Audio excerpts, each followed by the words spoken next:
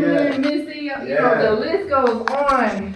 Yo, what's it like out there in VA for artists coming up in the business right now? Keep crazy, 1 million. Crazy. A lot of people there have a crab in the bucket mentality. Word. You know what I'm saying? Like, you can be hot, the hottest cat going, and dudes will be upset that it's not them. Of course, they don't want to see you do better than you know, I went through that for years. You know what I'm saying? Like, but my buzz was so big, it was so impactful, that I went to jail for 7 years. You know what I'm saying? I was in prison for 7 years, and after being locked up for 7 years, it took like 10 dudes to replace my buzz. You know what I'm saying? And it's like, you know, when I was in that position, people didn't understand. Like, you know, now that other people had a chance to get into that position and see how it is to have the name ringing in the city and all this and that, they see what it is. Word. And a lot of people don't understand that you have to get outside of that area. You know Big what I mean? fact. They don't understand that, you know what I mean? And it's bigger than you just being right there. You know what I'm saying? Some people are cool being locally famous. Yeah. But we bigger than that. Big Kev was bigger than that. Yes, indeed. Like, you know, I never had the mentality of just being like a local artist. You know what I'm saying? I think that was the one thing that set me apart from a lot of artists. You know what I'm saying? It kept me. You know, I looked at things differently. You know what I'm saying? Like, I studied a lot of great MCs, but you know, like, I watched a lot of footage about a lot of cats. Ice Cube, Jay, Big, LL. You know what I'm saying? Like, I watched a lot of footage of things that they done in the process of becoming who they were. And you know, there's so many people who can co-sign all the things that we was doing prior to me going to prison. You know what I'm saying? Right. Guess what though? You know, we can't ever question God's path for us. We move on God's speed, and sometimes having to go sit down for a little minute is only to put you in a better position. You know what I'm saying? It really, I think it can really affect everything, but in a positive way, if you allow it to. You know what I'm saying? Like, you got to come up out of there with that mentality, like, first of all, I ain't never going back there again. Yeah. So now it really keeps you super focused. You're right. You know what I'm saying? See, a lot of people didn't really know my story. You know, I had a major situation on the table with Universal. Okay. You know, you look like a superstar. You just look like a superstar. You got a superstar look about you. I had a single deal with Loud back in '99. Mickey Benson, who was managing Fat Joe and Big Pun, he had got me a situation based off of freestyle. I didn't even have a demo done.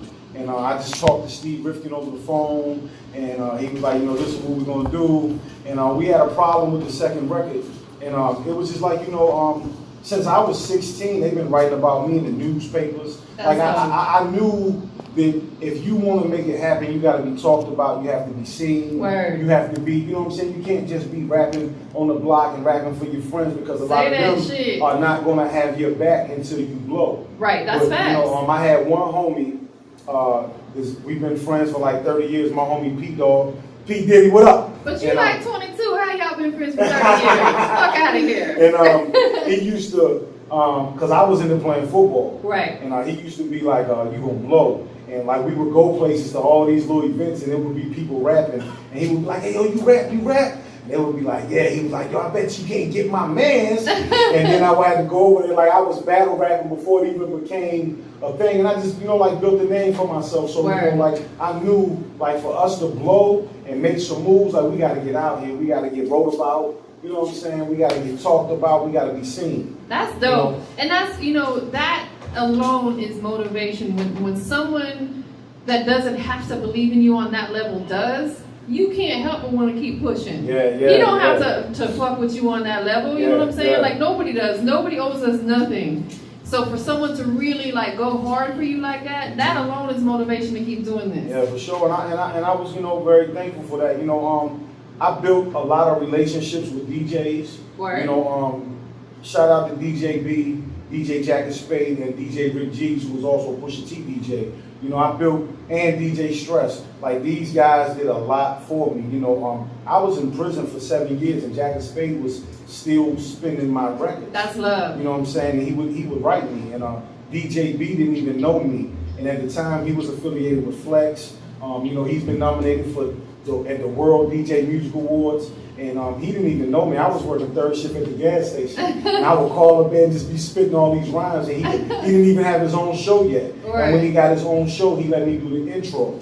Oh, and that led to me doing an intro for every DJ on 103 Jam. Yeah, that's big. And it was crazy. Your voice is really getting heard. Yeah. And that's dope. It's funny because that's one thing that, and I'm gonna have Such chime in just a minute, but that's one thing that we always talk about is you gotta do those DJ intros to shows, single intros, DJ drops. DJs, radio personalities love to hear their fucking name. Mm-hmm. You know what I'm saying? So with that being said, have you met DJ SuchNSuch before today? Yeah, I met him outside, man. What's good with you, homie? Yeah. We was outside chopping it up for a second. He's born and raised in Atlanta, you know what I'm saying? He's a true ATLian, and he's been DJing for a long time. He's been on multiple tours. He's DJ Unk's official DJ. You know, Mr. Walk It Out. You know, he DJs damn near every club in Atlanta at some point in time, whatever. So his opinion matters and his voice matters out here in Atlanta. So I just want him to holler at you, you know, with an artist. He's from VA, he's out here in Atlanta. Give him from a DJ perspective some do's and don'ts, maybe some pieces of advice, you know, breaking into the Atlanta market, because Atlanta is just really heavy with other artists, you know what I'm saying? Yeah, so I'm gonna have him talk to you. First, I want to salute you, homie, for even making it out. All right, for sure. Where you reside at? Where you stay? I'm in Sandy Springs. Oh, so you stay here? Yeah, I live in. Yeah, I can skip some of my questions. Shit. So last time to get your feet wet. Yeah, you know, for sure. Time to grind. I mean, I did a few things since I've been out here. My first introduction to Atlanta was kind of bad. Why was that? Because I didn't really know a lot of people, so I moved that's a good thing. and I started following a lot of people on Instagram. You know what I'm saying? Trying to figure out the scene. And a lot of people did very bad business with me. Oh yeah. You know what I mean? Oh yeah. And, Guess what? That's what make and break us. Yeah, and that's what keep you humble, keep you going, keep you grounded to remember back. Right. I can't think of dude's name right now. But I had did a event at the Apache. Okay. And, that's legendary. And they had kept pushing me back, and I started getting aggravated. Of course. So dude was looking at me like, I don't even know you, man. You know what I mean? So You're right. I went back the next week, and I went to perform, and he was like, you know what? I'm gonna stop this for a second. He was like, dude was here, and he was like, I did some research on you, man. And he was like, I called out the VA for some partners I know, and they told me like nah, he a big dog from out here. And he was like, you know, I didn't know you had just came home and all of these things. And he was like, you know, they ran your whole background down for me. He was like, you know what, I didn't know you was locked up for 7 years, bro. You know what I mean? And he just saluted me like right there in front of everybody. And just like captured everybody's attention. And you know, and I did my thing or whatever. And he was like, you want no disrespect. You know what I'm saying? And, you know, and he was real cool about it. And I was like, you know, I didn't take it as disrespect. I knew I was new here. And, you know, nobody really knew me here. So I got to reinvent myself here. Word, big facts. So I understood that. As long as you know that right there, you're going to win. It's big facts. So, I can speak on that because when I moved here, I knew people. But what I noticed about this, people are friendly here. People fuck with you. But the people who are in higher positions are very standoffish. And at first I was like, but I totally get it now. I totally, 5 years later, I totally get it. And it's because of what you said. A lot of people do bad business, or a lot of people ain't, you know what I'm saying? There's a lot of snakes out here. A lot of people who say one thing and they do another. There's a whole lot of switching sides. So it's like, until they know you, people won't be saying it. But that's, you know, you got to protect yourself. And I was excited to be here, you know, because I had heard so much about Atlanta. Word. So I was excited. So, you know, everybody I met would be like, I have the #1 this, I have the #1 that. And I'm like, oh, I want in. You know what I'm saying? And then I would get there, like I did the salute to the DJs event. And, you know, it was just like so much stuff. And it was like, you know, everything just didn't turn out the way I was expecting it to turn out. You know what I'm saying? For the way that it was brought to my attention. And I was just kind of like, wow, like this is crazy, you know. And I just learned. And I want to shout out my man Slap. He rocked with Zan Man. Oh yeah. And Slap put me in the mix. Like I went out with Slap, we hit a couple of clubs. He introduced me to a lot of people, and he started giving me the rundown on things. Word. And he showed me a lot, and that's how I started to get intertwined with things. You know, because he was somebody who understood what it was like to move here and have so many people do bad business with you. Big facts. So he shot me through the city, man, and introduced me to a lot of people. And Zan, man, and them, I went out with them. They partied, did it big. You know what I'm saying? And they introduced me to like X-Rated. You know, a lot of cats, man, and you know, and everybody showed me love, and you know, and it was just cool because I needed that. I needed somebody who knew how things operate. Word. You know what I mean? Yeah, because it's a very different market. Like, yes, I had to, musically, you know, I had to get used to that because I come from a city where it's like, there wasn't a lot of people doing what I did. Mm-hmm. You know what I'm saying? So it's like when I did my events and stuff, I was able to run it a certain way, or I was able to maybe, you know, charge a little bit more because there was no, you know, out here, everybody's doing the same shit. There's a million promoters, there's a million DJs, there's a million artists. So you really have to readjust everything when you come to the city. You know what I'm saying? And I was just learning social media. Right. Because when I went to prison, the only social media was MySpace. Okay. And even though I had a Facebook page, I had never operated. You still got a MySpace? It's still up. So, you know, so like, you know, I was trying to learn social media and understand social media. Like, I didn't understand downloading a beat from YouTube and recording your song to it, acting like it was yours. Word. And I was doing records with cats, and I'm like, oh, this joint gonna be a smash. and the DJs were like, you gotta take the tag out the beat. And I would call them like, yo, can you take the tag out the beat? They were like, I don't even know who I got the beat from. And I'm like, what? You know, like I was learning. It's a learning process. You know, as I was going, because, you know, it wasn't that way before I went away. And, you know, just the whole social media, you know, people can get fooled by, you know, you got 100,000 followers and all this and that, and people will see that and be like, oh, this person can help me. Right. But everything can be so fake. Like, absolutely. The whole thing about numbers don't lie, social media changed that. Social media, it completely changed that. Because people pay for fake this and fake that. Yes. And it's like, what is the point?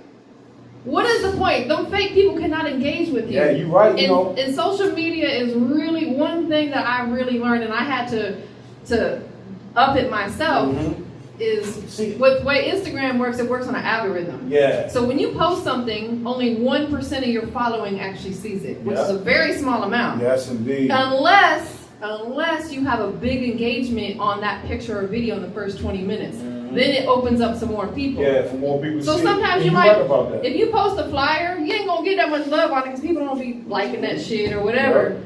So it's like, in order to change that, is you gotta engage with people and they gotta do the same for you. They gotta like your shit, comment on your shit. And that's gonna help. That helps everybody out. But you know how it is. People they looking, but they ain't liking shit. Yep, you're right. Like every time I took a meeting with somebody, the first thing they would ask me is, what type of social media following do you have? Word. And I would be like, well, I got a little over 3,000 followers. And they would be like, oh, we got to get that up. And people would be like, you know, you should buy 5,000 followers. And I would be like, no, I don't understand. You know, like at first, you know, I didn't understand buying followers and views, and I would be like, well, you know, every follower I got is mine. Every view I get is mine, whether it's 200 views or 2,000 views. And then like I noticed, like I did this little experiment on Facebook, on Instagram, where I was posting these freestyles. Right. And I did it for like 4 weeks in a row.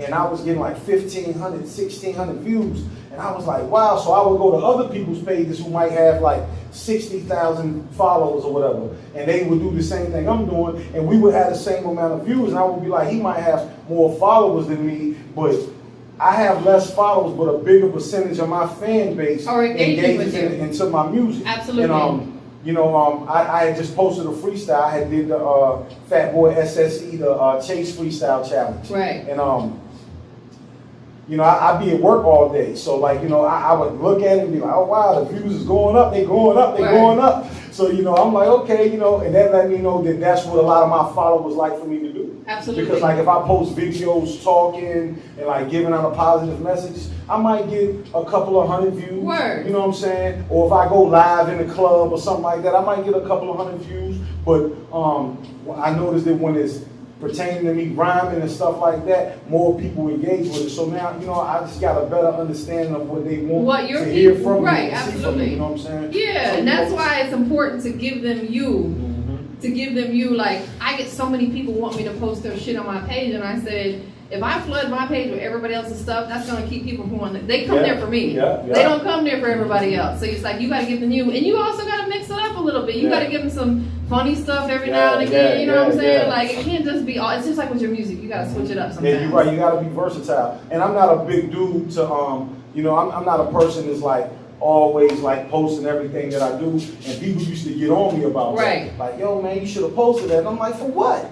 It was like, that's what people want you to do. Because you never know. Yeah. I'll give you a quick example, and then we're gonna get into your record. So we was at a movie shoot last week, and I had a guy, kind of a big dude, come up to me and said, I just wanted to let you know that me and my wife are so motivated by you because I've been on my fitness journey for about a year. Oh, wow. You know what I'm saying? Glad you brought that up. And he said, my wife and I watch your stories, and you motivated us to start working out. And I didn't know this guy from nothing. You know what I'm saying? He's like, we watch it. Do we see you out there hitting trails? And he goes, we've started doing that. He's like, so you never know who's watching. Right, so it's like, you know, even though that's totally opposite of what I do. But yeah, that's still. That's counts. my real life. That's what I, you know what I'm saying? So you never know who's watching. You know, and it may motivate. Even though we don't really, you know, talk like that or whatever, I had watched some of your stuff.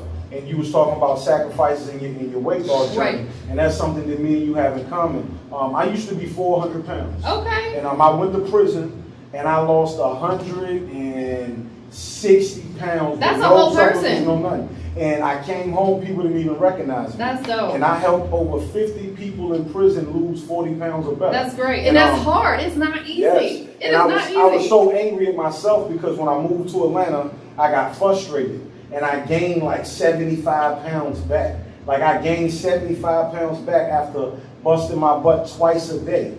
And one of my friends who just recently got out, he was like, yo, I was looking at your picture like, yo, when you left, you was cocky, you swole up. He like, bro, you got out here and got unfocused. And that's what happened. I lost focus. I got aggravated. I got frustrated. And I made a lot of sacrifices. Right. You know, people always say, when I was in prison, right, and I would share stories with people, they would be like, he lying. He didn't do this, he didn't do that, because they had never been around people who had done things. Like when I would tell people, like I opened up for 50, Snoop, Kanye, and they would be like, well, why are you in here with me? And I'm like, because I was in the streets for real. I was really in the streets. And when I caught my case, it was a big thing. And when I went to prison, you know what I'm saying, like it just made me realize how many people knew who I was. Right. Because like some guys who've been down for 10 years, 12 years would see me like, ain't you Big Kev? Hey, I want to take a picture with you to send it home to my son, man. That's dope. And I couldn't be Kevin. Like I couldn't just be Kevin. Everywhere I went, I was Big Kev. You was Big Kev. And it brought good vibes and bad vibes. Right. You know what I'm saying? And it will. Like that's what this music business is so mixed. Sometimes it be the closest one around you that be your biggest haters. They slick don't want to see you win. Yes.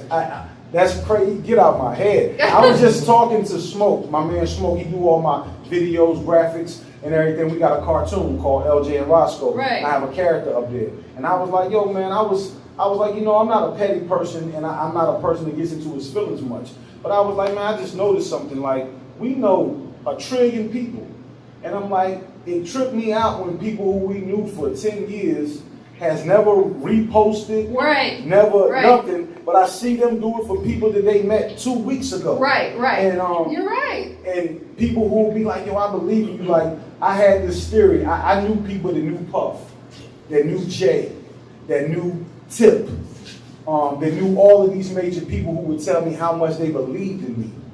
But never one time did they ever put me in position to be in front of these guys. Right. And I'm talking about, when I say I had the streets on smash, rappers try to leave my name out of the conversation because when people bring it up, they were like, well, I remember that time frame and you was not buzzing like him. Yeah. You know what I mean? And I wondered, like, y'all put other dudes in front of them.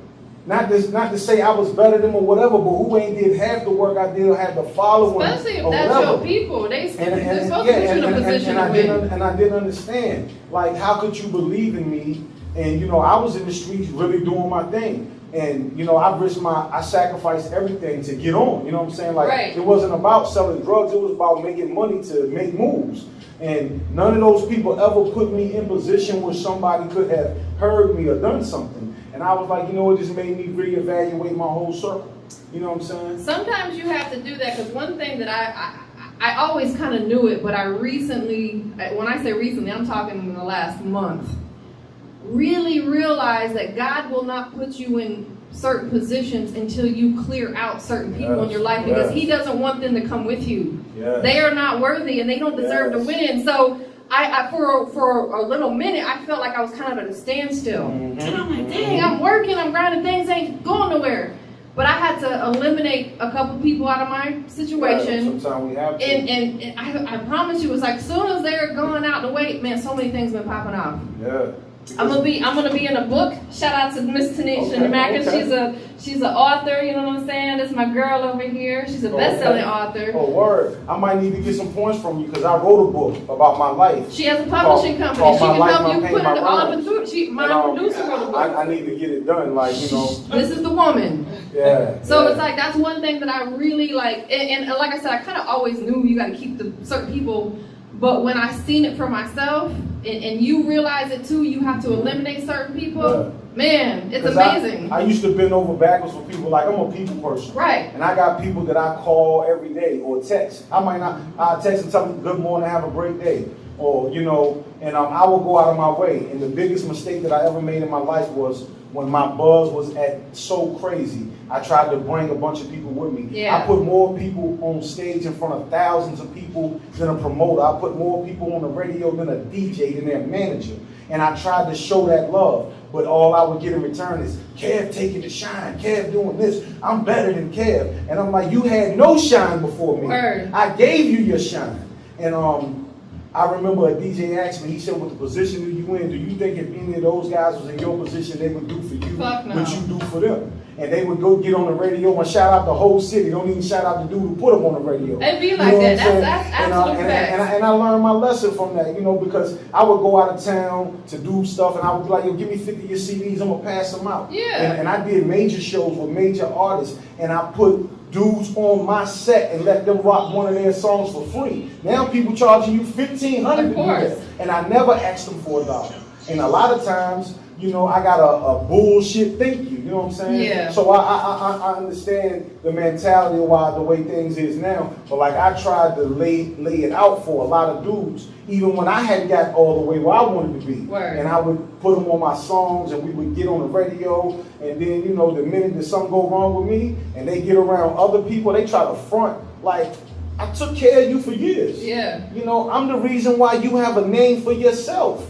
Like, you know, I introduced you to smoking big blunts and rocking in front of thousands of people, pulling up in stretch excursions and limos and buying bottles. Like, we was doing this in 03. You know, I was going to the club in 03. We was renting out the VIP, buying bottles. They would stop the line, let me and my whole squad and stuff that people doing now. Word. I'm like, I've been doing this. You know what I'm saying? I never had $300,000-$400,000 street money, but I didn't play with $20,000, $30,000. My best friend got 200 years in the feds. He was the plug for real. So like we've been doing that type of stuff, and we lost everything behind that. And it'd be like, you know, when you try to show stuff to people, they don't appreciate it. They just hate.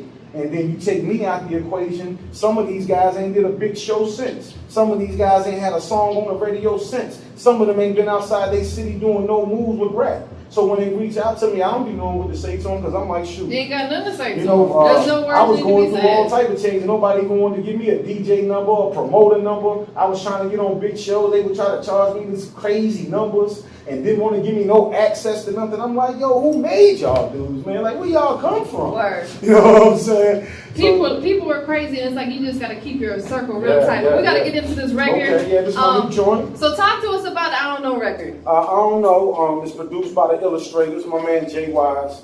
The record came about as a mistake, actually. Okay. I was in the studio working on another record, and Jay Wise was like, I got something for you.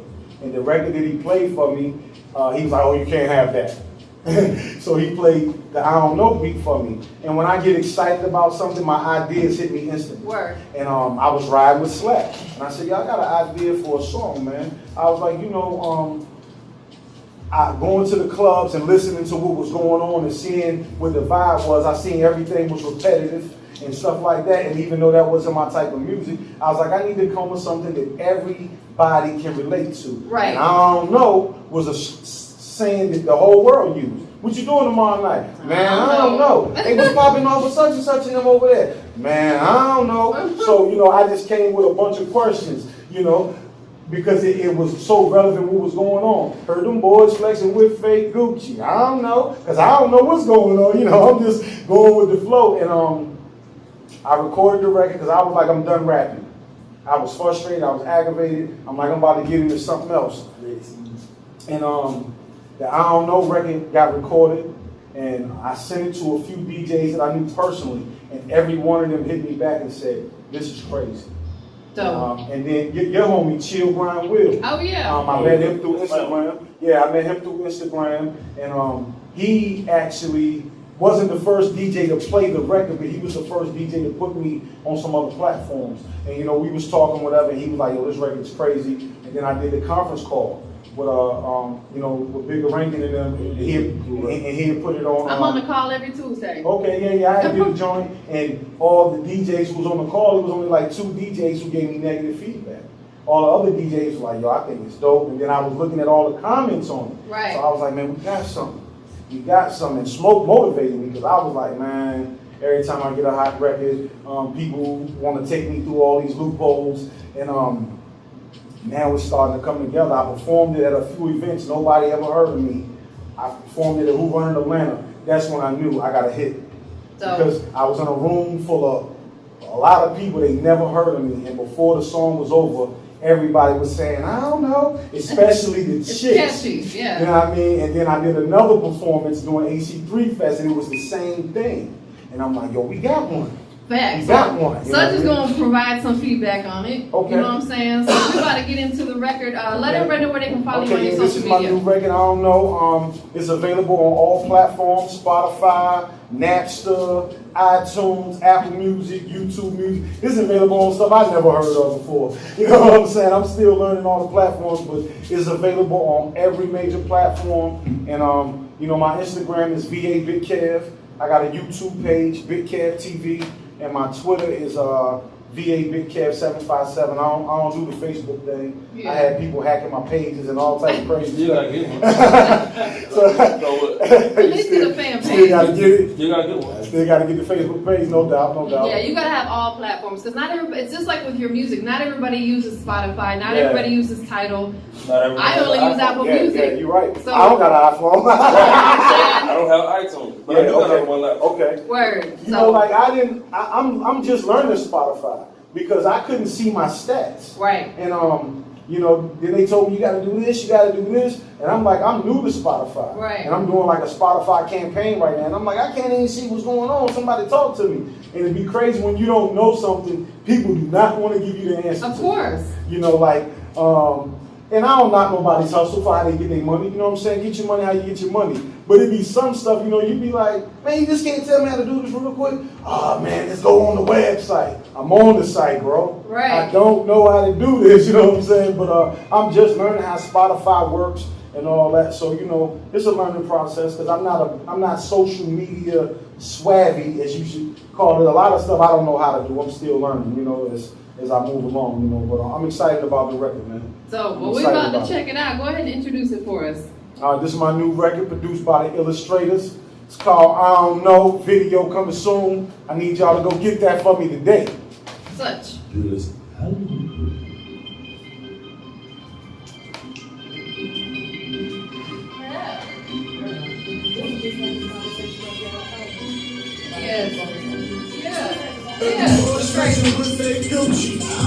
When streets do start acting bougie,